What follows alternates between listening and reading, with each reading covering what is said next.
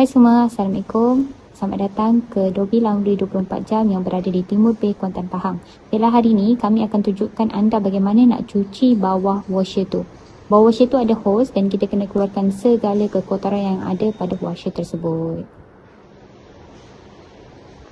Baiklah, sebelum kita melakukan pembuangan air kotor dalam washer, kita memerlukan at least 2 helai kain lap macam ni dan 1 gallon yang telah dipotong bentuknya macam ni supaya senang hose tu nak masuk dalam dan kita nak keluarkan air kotor kan.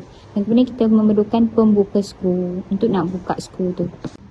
Seterusnya, langkah pertama untuk kita nak bersihkan, kita kena buka dulu skru ni menggunakan pembuka skru tadi.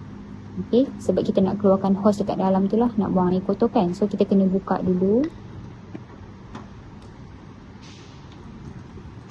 Baik, kalau anda dapat lihat sekarang, dekat dalam tu dia ada hose warna hitam dan ada penutup hose tu. So penutup hose tu nanti saya akan buka untuk bagi air kotoran tu keluar. Dan saya akan tadah air kotor tu ke dalam galen ni. That's why kita kena potong galen ni untuk bagi senang air tu mengalir ke dalam. So tak adalah melimpah air keluar, dia akan tadah dekat dalam galen ni.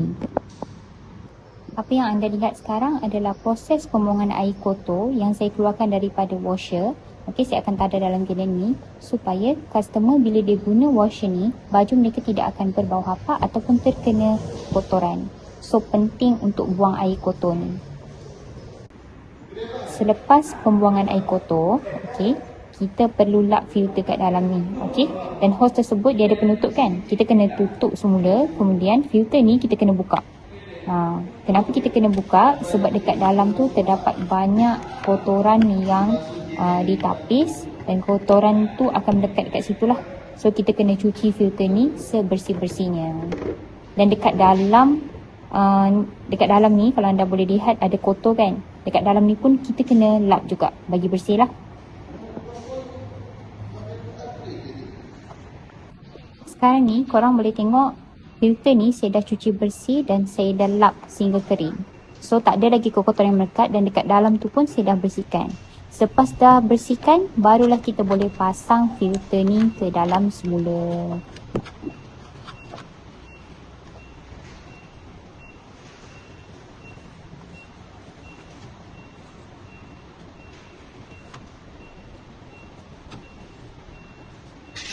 So untuk anda yang nakkan kualiti kain yang wangi selepas dicuci, korang kenalah datang ke Dobi Laundry 24 jam yang berada di Timur Bay, Kuantan, Pahang. Okey, jangan lupa datang ke sini supaya baju anda sentiasa kekal bersih dan wangi.